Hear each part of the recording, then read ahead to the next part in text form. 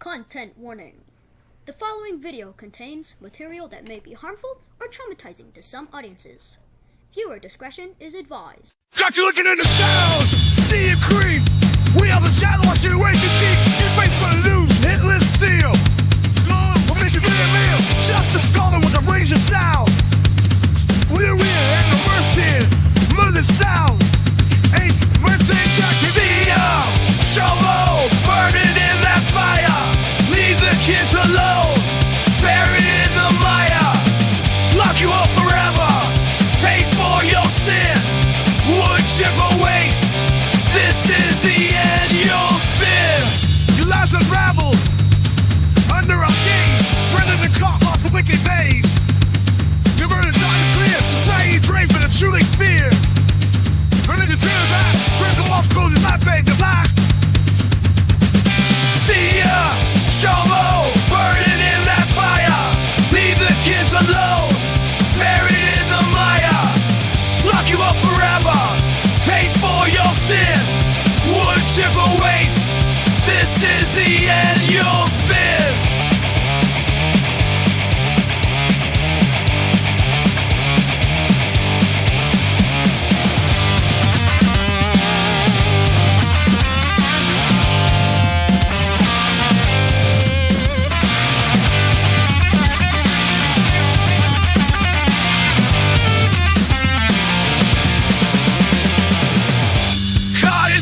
You won't ever escape.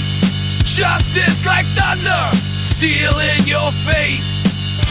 Oh, warning to all our children, you'll not touch. Your downfall is here, it's the final touch. See ya, shovel, burning in that fire. Leave the kids alone, buried in the mire. Lock you up forever, pay for your sin. Wood chip awaits, this is the end you'll spin. Just when you thought you could turn your back and walk away, the dark cloud of human indignity follows you. You have no choice but to turn and look it in the eye. It's the sex offender hit list. Police in San Jose on Monday confirmed the recent arrest of a Kathleen McDonald High School employee for possession of child sexual abuse materials, according to the authorities.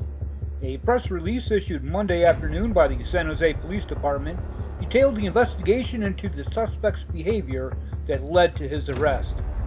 According to the police, between November of last year and last month, the department's internal Internet Crimes Against Children's Task Force conducted an investigation regarding a suspect who was observed downloading and distributing child sexual abuse material from his Cupertino residence. On January 27th, detectives identified 38-year-old Sherman Carter III as the primary suspect in the case. During the course of the investigation, detectives determined Carter was employed as an active paraeducator at Kathleen McDonald High School in the San Jose area there. Detectives immediately obtained a search warrant for his residence, and the following day, detectives located and developed probable cause to arrest Carter. During a search of his house, the ICAC forensic officers located and seized devices that contained the child sexual abuse material, and the suspect was booked into the Santa Clara County Main Jail for possession of child sexual abuse material. The release noted that the school district was notified of the investigation at the time of the arrest and has fully cooperated with this investigation. See ya, Chomo.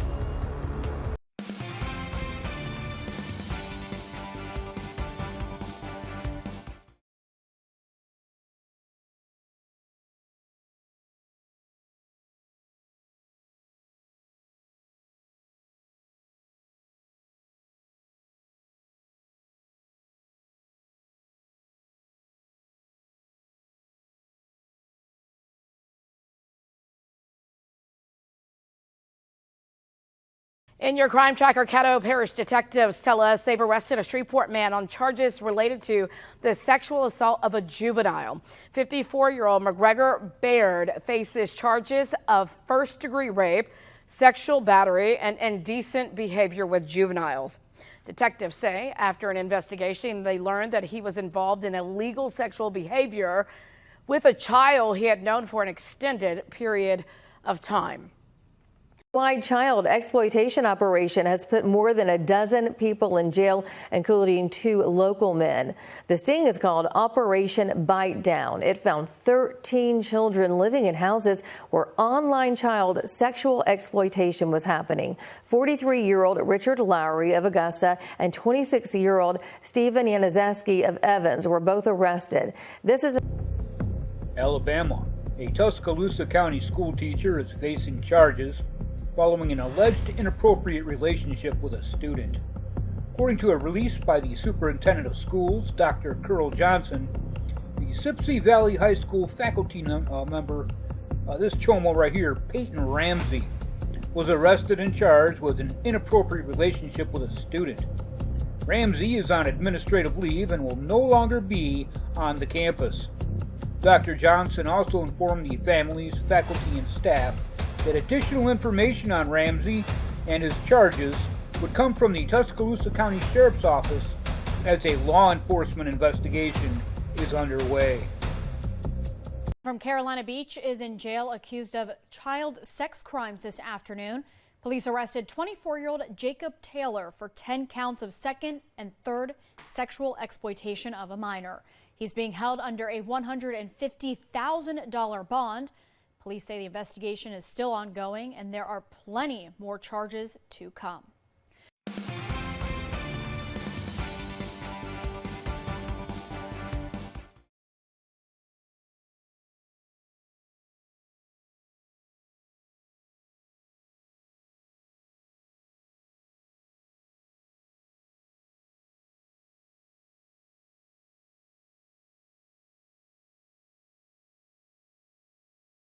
And we're working to get more details on the child sex crimes levied against a local business owner. Rob Warner, the owner of the Office Coffee and Wine Bar in Boiling Spring Lakes, was arrested in Iredell County on January the 31st. Deputies say he was allegedly communicating with someone there that he thought was a minor.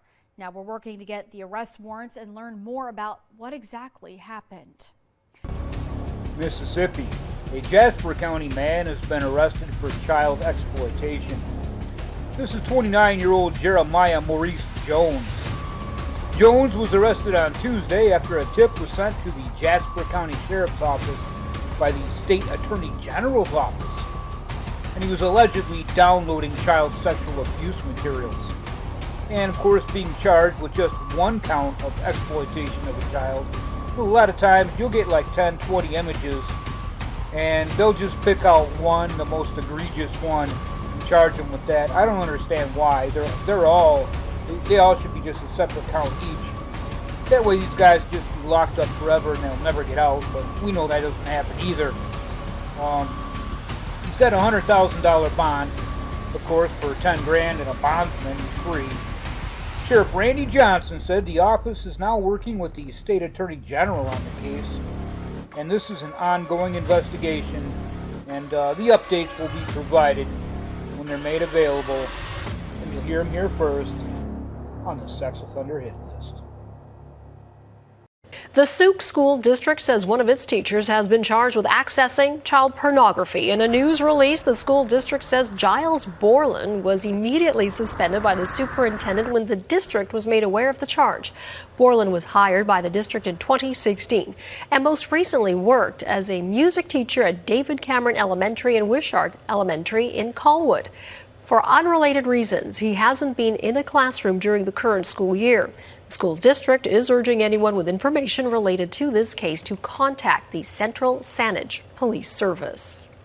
Well, as a parent, our #1 priority is to keep our children safe. And for one Houston community, that mission was threatened when a known child predator not listed on the sex offender registry allegedly targeted a child.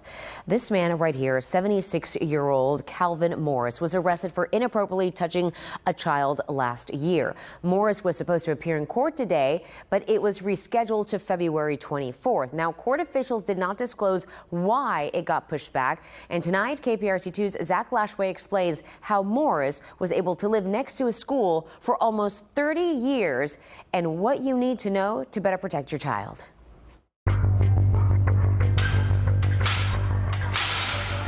Sterling Green is a small Channelview neighborhood off Wallaceville Road behind Anthony Aguirre High School. How do you describe this neighborhood? Very quiet. Alex Cardenas has called this community home for more than 20 years. I feel like everybody keeps to themselves. Nobody is in each other's business. And perhaps this is why she was unaware her neighbor, Calvin Morris, was arrested for indecency with a child. Younger families are moving here and they have kids, and that's very alarming. This corner just feet away from that house serves as a bus stop for students living in this neighborhood. On the backside of his house, a school. What's scarier, this isn't Morris's first offense. Court records show he was arrested and convicted in 1974 for fondling a child, a sex offense that got him 5 years probation. 8 years later, in 1982, Morris was arrested and convicted again for sexual abuse of a child. This time, he was sentenced to 2 years in prison. According to Rania Menkarius, CEO of Crime Stoppers Houston, sex offenders who complete their sentence and are no longer on parole or probation face no legal restrictions on where they can live. With the laws as they are, did Mr. Morris break any rules? Not as they stand. He was sentenced in the 80s. He served 2 years. He was on the sexual registry offender list for 10 years. But from what we know, as soon as that came to an end, he moved near a school, which he had every right to do. Residential restrictions apply only to offenders on paper, meaning those under supervision like parole or probation. Under Texas law, sex offenders are required to register for 10 years or life, depending on the severity of their conviction, and registration begins only after the sentence is complete.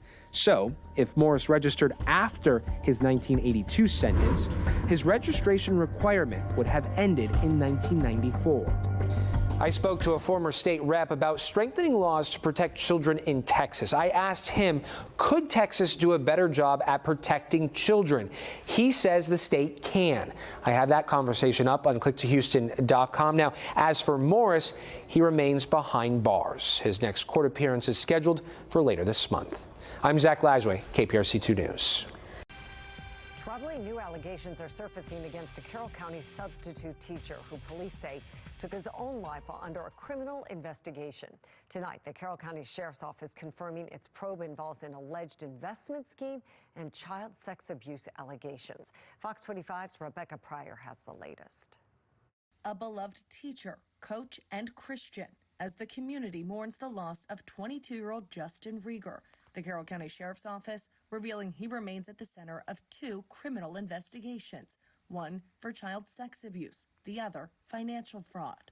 Major David Stem claiming the sexual assault case will conclude shortly, adding the alleged offense didn't occur inside Francis Scott Key High School, where Rieger served as a substitute teacher and JV women's basketball coach. On social media, Rieger calling the accusations baseless, claiming they cost him his job and cherished volunteer position with Young Life, a youth-focused religious organization. Weeks later, Rieger's body discovered in a Taneytown park, police reporting his death an apparent suicide. Following the tragedy, troubling new allegations emerging. He had a lot of people fooled. A local resident who asked to remain anonymous, sharing a contract he says details a $20,000 deposit he made after a close friend referred him to Rieger as a financial investor. Yeah, word of mouth and crazy returns, really good gains, that he basically was a genius in the market, and he was, amazing at crypto trading. As of, a week prior to him, killing himself, I had supposedly gained $7,000 on my initial investment. He says he never tried to recoup his earnings, but knows others who did and were unsuccessful. Multiple people have said they've been trying for several months. I've heard that 7 months for, a significant amount of money. On a Facebook post reaching out to possible victims, one person claiming Rieger has stolen a lot of money from people. No one knows where this money is. Another writing, He took a check from my elderly father and did not return his text or phone call until I went to his mother's house and talked to her about it. In a statement, Major Stem confirming the department has received multiple reports leading them to believe Rieger may have been involved in some sort of fraud involving personal finances. As the investigation continues, it's unclear how many people and how much money may have been involved. The man we spoke with says he doesn't expect to get his investment back. He just wants his story told. There's still people that are in denial. There's people that are, blaming the victims, and people that just don't know anything that's going on that are defending his name. And, that's the worst part. Rebecca Pryor, Fox 45 News. I'm Mary Bubala. Thank you for watching. Here's another video for you to watch. Also take some time to subscribe to our YouTube channel.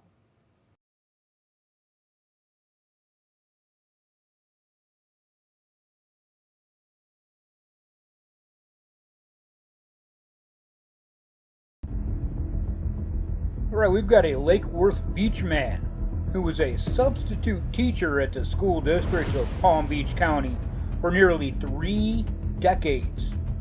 He faces multiple counts of possessing child sexual abuse materials. This suspect here, Mark Pentilla, a 69-year-old, was arrested on January 29th. Pentilla met with a detective and told them that he had been a substitute teacher for the school district of Palm Beach County for the past 28 years, primarily teaching middle school students through the county. Investigators said they confronted him about images that were received concerning child sexual abuse content, but Pentilla replied, "I might have unknowingly clicked on that site and whatever image came up, and well, I don't know, I don't save them or I don't use them." It was excuse after excuse. However, later in the report, detectives said that he admitted that he was curious about it and wondered what people are doing. But, he doesn't search it out. Well, it's on your computer, you idiot. Investigators seized his laptop for evidence on January 27th, and they found 10 files of child sexual abuse material on his computer. The affidavit said that the images found on his computer depicted children from 2 years old to 13 years old being sexually abused. Pentillas faces 10 counts of possessing child sexual abuse material, and he's being held in the county jail on a $100,000 cash-only bond. Should have been a couple 10 millions, huh? See ya, Chomo. Former Barbers Hill High School teacher is out on bond after being indicted for allegedly having an improper relationship with a student. A grand jury indicted Molly Spears last year, but her attorney tells us tonight she turned herself in today after learning about an arrest warrant. She was immediately released on bond. According to the indictment, Spears solicited a student via text and online messages to meet up for sex. Her attorney says Spears looks forward to confronting these allegations. Also new, a 23-year-old Anderson County man is behind bars accused of distributing and possessing child pornography. Now, officials say that the investigation into Christopher Mills started in March 2024 after receiving several tips. Detectives say they began uncovering evidence supporting that Mills was uploading child sexual abuse material. We're told they also found Mills was distributing the material as well. Mills was arrested and charged on February 7th.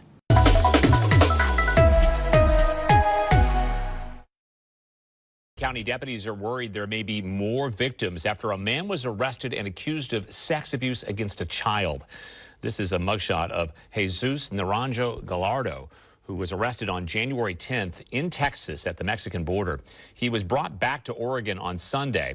The investigation started in October of last year when a family member of the victim reported the sexual assault. Deputies say they learned the abuse had been going on since 2022 and was not reported until recently. Detectives say that he worked as a teaching assistant at Neil Armstrong Middle School in Forest Grove, where he had contact with kids similarly aged to the known victim. He was placed on leave.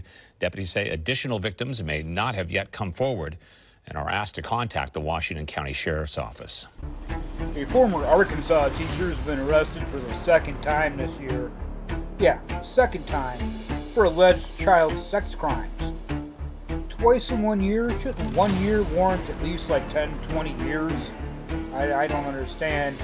Anyways, on February 11th, This chomo here, a 38-year-old Robert Beard, was arrested by the Benton County Sheriff's Office and booked for 25 counts of sexually grooming a child. And he's on a $50,000 bond, but released the same day. You know, $5,000 will get him out with a bondsman. A release from the Rogers Police Department said that it began investigating Beard for inappropriate behavior with students last month. Numerous students at that. Well, they were all taught by Beard during his 2 years at the Arkansas Arts Academy and were interviewed. Overall, 25 students were identified as alleged victims of grooming at the hands of Beard. Beard was first arrested on January 24th by the Springdale Police Department after allegedly sexually assaulting a child. Well, I mean, what came of that? He's obviously out on bond and just went and did it again. But for that case, he was booked into the Washington County Jail for first-degree sexual assault, internet stalking of a child, and traveling for the purposes of an unlawful sex act with a minor. And he was released on a personal $150,000 bond. A release from the SPD said that on January 17th, officers were notified that Beard had picked up a child from a dance at a school.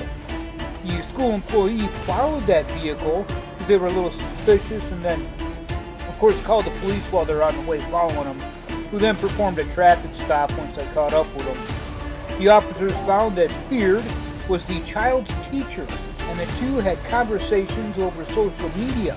Then the police said that the child had also been to his house a couple times. So, you know, what's going on with that? Why is this guy even walking around on the streets? Court documents filed in Benton County said that after the first arrest, students came forward and claimed that Beard sent pornography to them and discussed sexual acts with them. The pornography was sent to students in the form of a Adobe Flash Player link, which is how he got caught, which is reportedly sent to multiple classes of Beard's starting in September of 22. It's kind of crazy shit here, man. An affidavit said that the school provided the police with a list of students that had come forward, as well as a list of 64 students that were 13 or younger during the time that they were in Beard's class and potentially received that information and materials. I mean, come on, man. 2 men are in custody accused of possessing child pornography. Holman police say last week they searched 2 homes in connection with separate child porn cases. They arrested 49-year-old Jason Lowry and 26-year-old Alexander Kinsler. Both cases remain under investigation. A Montana man linked to a previously missing Arizona teen will spend significant time behind bars. MTN's Tommy Lynch was in a Havre courtroom Monday afternoon as the sentence for Edmund Davis was handed down. Last fall, Edmund Davis pleaded guilty to 1 count of sexual abuse of children. On Monday at the Hill County Courthouse, Davis received his sentencing. Hill County cause DC-23-88, State of Montana versus Mr. Davis. The state brought forth Brian Cassidy as a witness, who is the commander for the Internet Crimes Against Children Task Force for the state of Montana. This is a specialized task force funded by OJJDP, or the federal government, that gives specialized training and funding to combat the spread of child sexual abuse material online. Cassidy explained that they investigated Davis's cell phones and found thousands of child sexual abuse material. He has a fundamental role as an investigator for ICAC. He does absolutely crucial work to protect victims of child abuse and detect this type of behavior, offenders that are consuming this type of material. The sentencing, which was supposed to occur months ago, was delayed in order to include the psychosexual evaluation notes. Those are pretty involved documents and they take a lot of time, and so we were just waiting for those to be completed. The notes claimed that Davis is comfortable with dishonesty, over-relies on denial, and was diagnosed with pedophilic disorder. Judge Katie N. Snipes Ruiz sentenced Davis to 100 years to the Montana State Prison, but will be able to ask for parole after 25 years. I think the harshness of the penalty is reflective of that. Nesbitt says situations like this are incredibly serious, as victimization of the children involved is repeated every time the material is spread. Mr. Davis, I hope that you take advantage of any rehabilitative opportunities you have at the Montana State Prison. In Havre, I'm Tommy Lynch, MTN News. Let's take a closer look at this case. Back on July 23, 2023, the teen walked into the Havre Police Department to say she had been reported missing and wanted to clear her status. Police said she appeared fine and in good health. A few days later, on July 26, the Havre Police Department served a search warrant on Davis's apartment. Davis and the teen had been seen together, and he had been identified as her boyfriend. When she answered the door, she claimed she was alone, but officers saw Davis in the kitchen behind her throwing a cell phone into a trash can and placing items on top of the phone as if to hide it. It was that cell phone investigators found incriminating images upon. An arrest warrant was issued in October of 2023. Tonight, two local men arrested in connection to a statewide child exploitation operation. The GBI says 17 people were arrested in Operation Bite Down. Investigators found 13 children living in homes where online child sexual exploitation happened. Two men, including 28-year-old Steven Yanazewski, who was arrested back in August for child pornography in Columbia County. Also, GBI arresting 43-year-old Richard Lowry from Augusta. We've reached out to the sheriff's office for his mugshot. The GBI says more arrests could come, and anyone with tips are asked to contact the GBI. Kentucky. Henderson Police Department officials say a man was arrested Wednesday after having an active child sexual abuse warrant against him. According to a press release, the police responded to a home in the 600 block of Canoe Creek Drive about 6 in the morning in reference to a break-in progress report. Officials say the caller told dispatch that a family member who didn't live there in the home was attempting to gain entry. The press release also went on to say that officers located the suspect, later identified as Jonathan Pye, and found that he had an active warrant in Henderson County for sexual abuse first degree, victim under 12 years of age. And he's trying to break into somebody's house. So go figure. Well, Pye was taken into custody without incident. Officials say no charges were filed in connection to the original 911 call. How great is that? Well, he was booked into the Henderson County Detention Center and is awaiting a bond hearing. Unreal. An Aberdeen man is now in prison in Sioux Falls after being sentenced for a sex crime involving a child. 40-year-old Ryan Prince was sentenced at the end of January to 15 years in prison. He pleaded guilty in October to one count of sexual contact with a child under 16. As part of the plea agreement, 3 other charges, including first-degree rape, were dropped. Online records show Prince was transported to the Jameson Annex of the state penitentiary today. Well, a tip from Google leads to a man facing more serious charges in a child exploitation case. We first told you about Alexander Steyerwalt's arrest in May. And tonight, CBS 17's Mariah Ellis is breaking down what led to these new charges. Live from Raleigh, Mariah. Yeah, Alexander Steyerwalt actually made his first appearance for these charges this afternoon, and the prosecutor actually took a moment to explain to the judge that these charges have been enhanced after new evidence was found in this investigation. Now, according to the Wake County District Attorney, Steyerwalt's now facing 10 counts of first-degree sexual exploitation of a minor. Warrants note those charges are from crimes committed between 2022 and 2024. The warrants also mention that Steyerwalt encouraged minors to engage in sexual activity. Steyerwalt is also accused of selling content that showed someone as young as possibly 5 years old. And the Wake County Sheriff's Office says they initially arrested him last year. Today in court, the prosecutor said a tip led to these new charges Steyerwalt is now facing. It all started with a tip, from Google that went to the SBI. And then the SBI looked into the IP addresses. Google said, this Gmail account had been downloaded, I think, 322 files they believe could be child pornography. They did do search warrants, Your Honor, on his Google account. And I believe that's when they found additional things in there where he was actually, I think, conversing with people about creating child pornography. And because of these new charges, the Judge Stevens actually had raised that bond. They say Steigerwald is now looking at a bond that's set to $1 million. In Raleigh, Mariah Ellis, CBS 17 News. Okay, Mariah, thank you. New at noon in Henderson, police say one person is in custody after an incident early this morning. According to authorities, around 6 a.m., a 911 call was placed reporting a family member was trying to break into a home they didn't live in. When officers arrived, they say they found Jonathan Pye, who had an active warrant for sexual abuse of a victim under the age of 12. Police say Pye was taken into custody without incident. The funeral. All right, we're going to head down to Georgia for this next one. This is courtesy of Atlanta News First. Brookhaven, their former Parks and Recreation Director, has pleaded guilty to 2 child sex crimes. The Cobb County District Attorney's Office made this known earlier.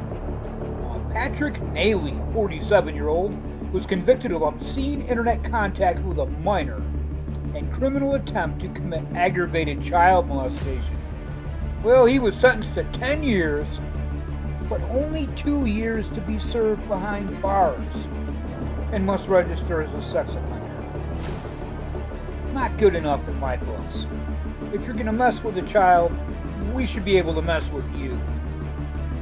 Back in August of 23, Naley was arrested in an undercover sting operation carried out by the Cobb County Police Department Special Victims Unit. The police said he sent several explicit online messages to what he thought was a 14-year-old girl.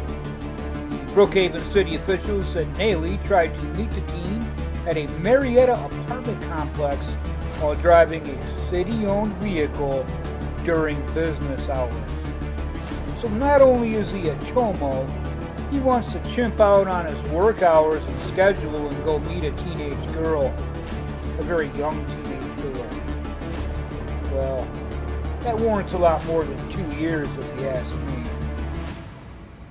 Retired LA County Sheriff's deputy has been convicted of luring children for sexual exploitation in northern Arizona. This is 68-year-old Jeffrey Joseph York. He was convicted on multiple counts. He was caught during an undercover operation in September of 2023. His sentencing is set for February 28th, and he faces up to 26 years in prison. We now knew at 4:30 more people are now coming forward saying that they were sexually assaulted while in juvenile correction centers run by the state of Illinois and Cook County. That number has now grown to 800 after 100 more people filed new cases. Our Sabrina Franza heard some of those painful stories today. She joins us live with more from our newsroom. Sabrina. Hi, Marie. The effects of this alleged abuse have been deep and long-lasting for these men and women. They say they're choosing to speak out now because they know they're not alone and don't want what they say happened to them to happen to anyone else. I can't live.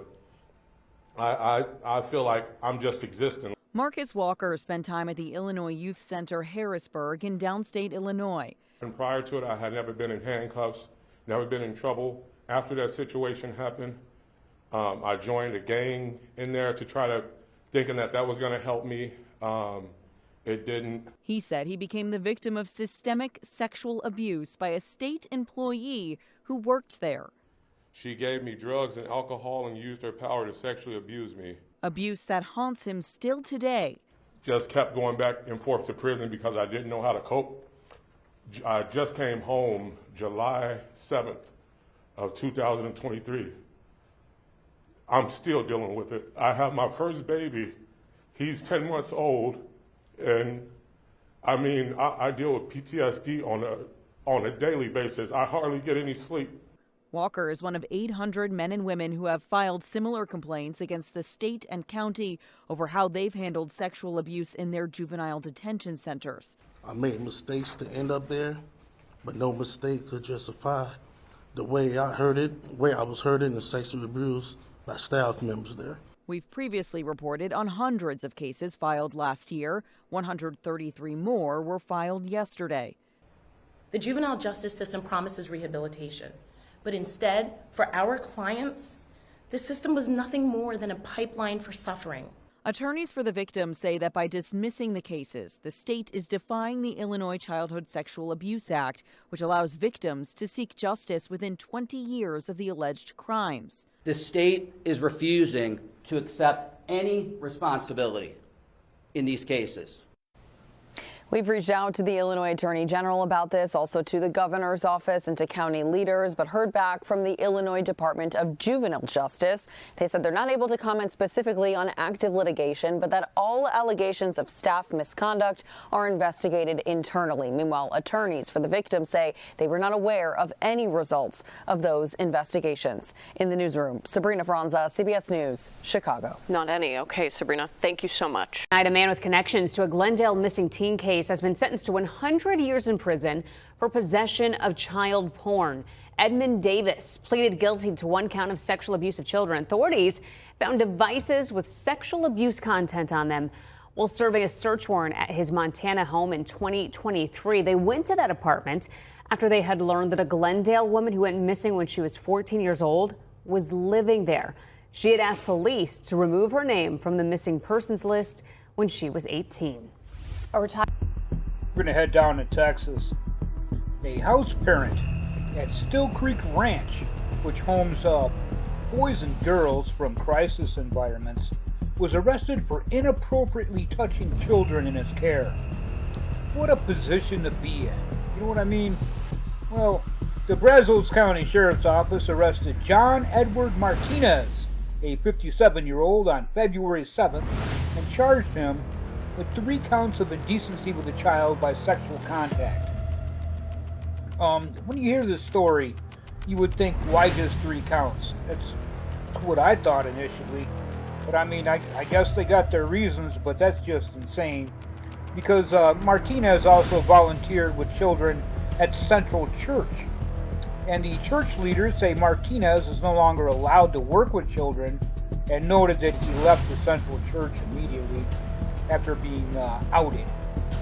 On January 20th, sheriff's deputies responded to a possible sexual assault of a child at Still Creek Ranch. And when they arrived, they spoke with a teenager under the age of 18 who was in Martinez's care. The teenager said that she and other teens in the facility had been groped by Martinez continuously. The teen told deputies Martinez would take her and others to his private room where there were no cameras and lock the door.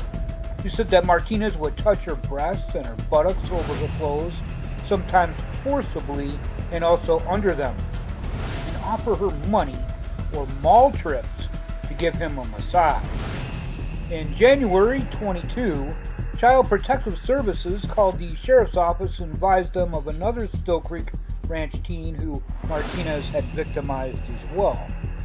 When the sheriff's deputies responded to that call, they said Martinez at the residence started speaking with them. During the conversation, they say that Martinez admitted to violating several rules at Still Creek Ranch, including some unsupervised contact one-on-one time with the teens in his private room and paying to give him a massage. Martinez told deputies that while it was not appropriate, it wasn't necessarily criminal. Well, I mean, come on, you're touching a minor. Yeah, it's criminal. Deputies say that then he tried to discredit the teens' reports by saying that they made up the accusations in retaliation for him enforcing rules. Well, he acknowledged his behavior was grooming and against the rules of his employer, but maintained that it was still legal. Court documents show the teens said Martinez would threaten to get them kicked out of the Still Creek Ranch if they didn't do as he asked, including performing those massages and allowing him to touch them all over. Martinez was booked into the Brazos County Jail on February 7th, but he was released on the 8th after paying bonds totaling $150,000. Crazy. So I don't know how to explain this. You've got dozens of teenagers out here letting everybody know that, hey, he's been fondling them for years, and yet he just gets 3 counts, he's out in one day. Insanity. Just in tonight, a Stockdale High School teacher is accused of having an improper relationship with a student. Today, the Wilson County Sheriff's Office arresting 34-year-old Peter Leach. Sheriff deputies say Stockdale ISD administrators reported the alleged relationship yesterday. Officials also say that Leach resigned after being notified about the investigation. Tonight, he faces charges of improper relationship between educator and student and indecency with a child. The district reports they are fully cooperating in the investigation. According to U.S. Border Patrol, a sex offender with an active warrant was arrested over the weekend by Santa Teresa Border Patrol agents after he tried to cross into the U.S. illegally. Border Patrol tells KTSM around noon on Saturday a man was apprehended by Santa Teresa agents after he tried to cross into the U.S. illegally. The man, whose name was not provided, was arrested and taken to a Santa Teresa station for processing. During fingerprinting, it was discovered that the man was facing a charge of sexual battery of a child back in 2020 in California. The case was turned over to the U.S. Attorney's Office in New Mexico for prosecution. New at noon in Henderson, police say one person is in custody after an incident early this morning. According to authorities, around 6 a.m., a 911 call was placed reporting a family member was trying to break into a home they didn't live in.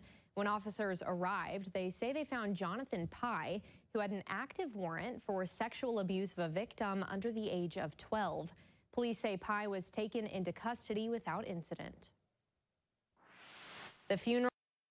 An employee of North Carolina State University is facing numerous charges, felony charges that is, concerning child sexual abuse. Jonathan Bell, a 40-year-old of Cary, is charged with multiple counts of felony second-degree and third-degree sexual exploitation of a minor, according to his arrest warrant. The North Carolina State confirmed that Bell is currently still employed as a project manager, and he's been with the university since 2014. I don't know why they won't let him go. No more information is available about this chomo, but when it becomes available, we'll find it here first. Sex offender Hitlist. Community is working hard to catch a man police say groped a 7-year-old girl as she was walking home from school near the Heights. Yeah, Houston police have now identified that man as 43-year-old Carlos Jose Ayala, and we have learned he has a long history of similar crimes. Kathy Hernandez is live near the Heights where that girl was allegedly attacked last month. There was video of Ayala, but people were trying to identify him. What can you tell us about him, Kathy?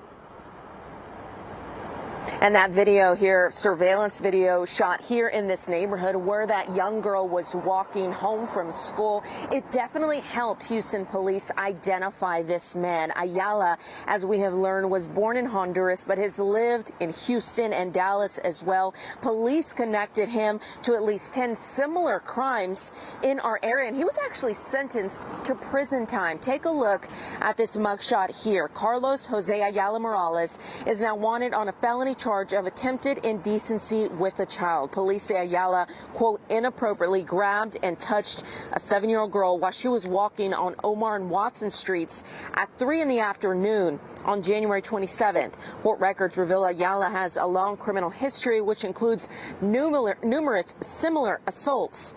In 2017, he was actually arrested after Houston police found evidence linking him to at least 10 assaults between 2014 and 2017. They say his victims were girls between 7 and 15 years old. Court records indicate he was sentenced to 7 years in prison for the charges and was released in February of 2024. Now, again, born in Honduras, Ayala was released to ICE, but it's unclear what happened next and how he ended up on our streets again. Neighbors say this is even more disturbing knowing he has a history of these crimes.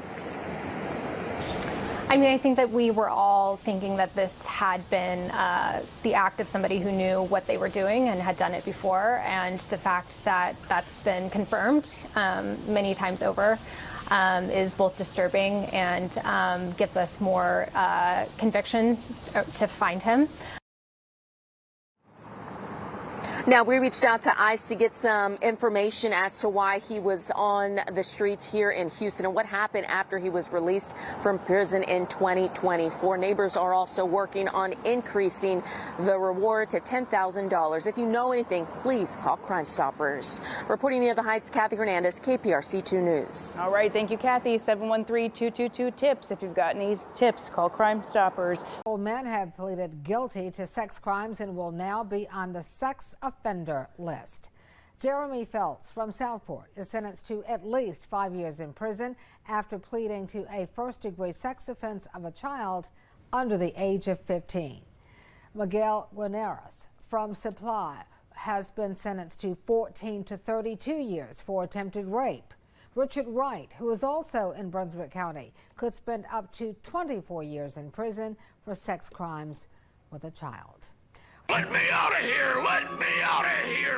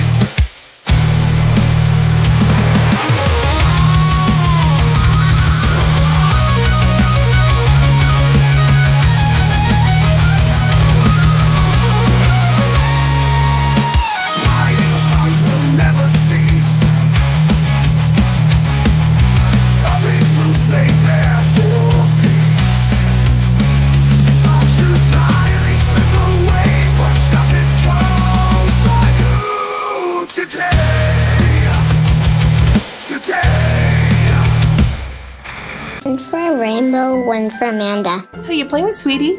Amanda. Oh, who are you? I'm Amanda. I'm 6, and I love unicorns. Sexual predators are seeking kids online. Hmm. We don't know Amanda. Learn how to report abuse at end-violence.org/protect.